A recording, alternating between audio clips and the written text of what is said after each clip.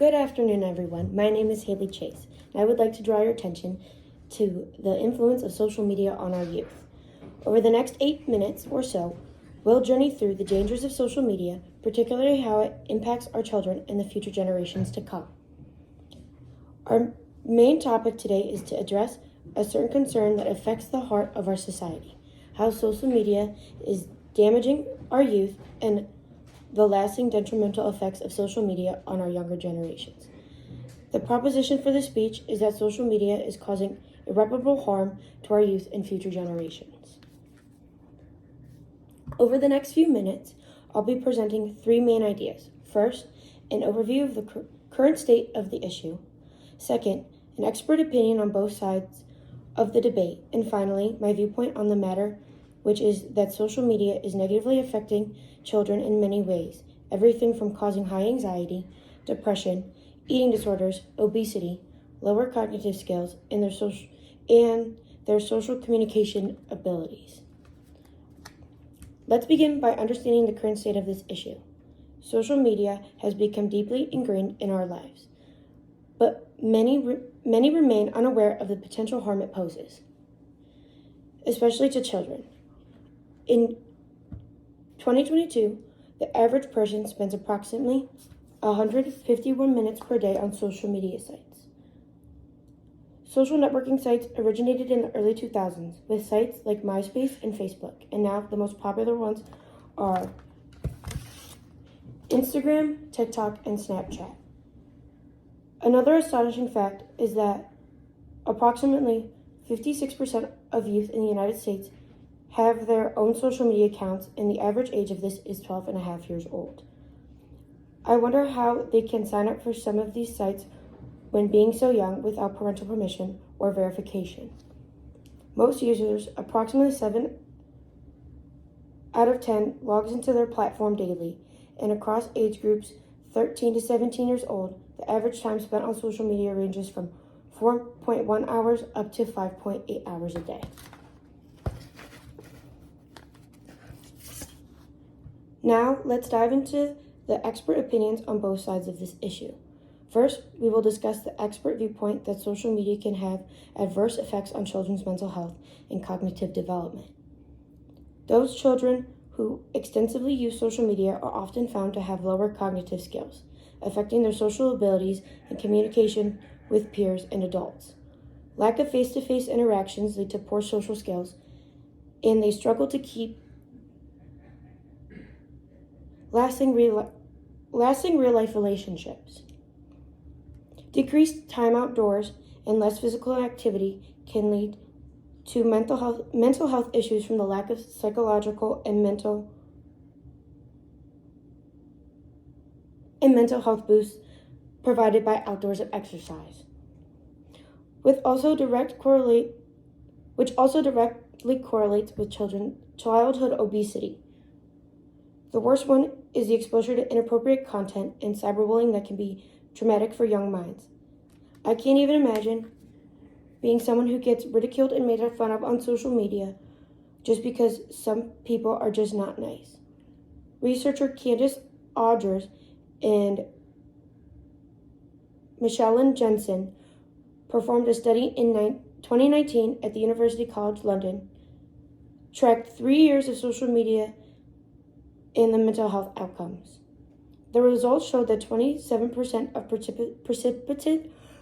participants who frequently use social media reported high psychological stress, but among those who use social media less frequently, only 17% reported high stress. Because of studies like these, many researchers theorize that there is a direct correlation between smartphone and mental health issues. This is due to rapidly increasing suicide rates that began to rise in 2010 when smartphone use also started to rise at the time.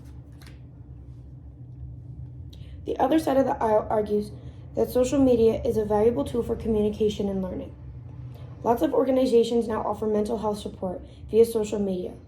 For those who are suffering, it can also be helpful in an educational way for both young children just learning and grade school kids who may not be comfortable in school settings. For example, the way they were able to utilize online learning during COVID-19 pandemic. It helped kids connect with like-minded peers and help with positive inspiration for kids that were struggling with acceptance. Monica Anderson, Associate Director for Research of Pew Research Center, intern and technology team, found that 80% of teenagers surveyed said social media gives them some level of connection to what is going on in their friends' lives. 71% said it's a place where they can show their creativity. 67% stated social media reassures them they have people to support them through tough times. And 58% said it makes them feel more accepted.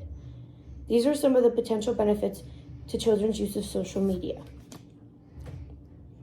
Moreover, the discrepancy regarding the negative and positives of social media led the American Academy of Pediatrics to revise a 2011 warning issued to the healthcare providers about Facebook depression. Updated in 2016, the policy now includes a statement. Research studies have identified both benefits and concerns regarding mental health and social media use. My viewpoint is that while social media may have some positive aspects, its overall negative impacts on children's mental health, social and emotional skills, high anxiety, and cognitive development cannot be ignored and far outweigh the positive aspects. I believe that there is an abundance of research that supports my stance, showcasing numerous detrimental effects on young minds, which I discussed earlier. I can also tell you that from my own past experience, social media can affect many things in young, growing minds. For instance, during my own childhood, social media exposed me to harmful content that heightened my focus on appearance and led me to have self-esteem issues. I became hyper-focused on my looks, weight, and clothing choices, so much so that it caused me lots of depression and body image issues.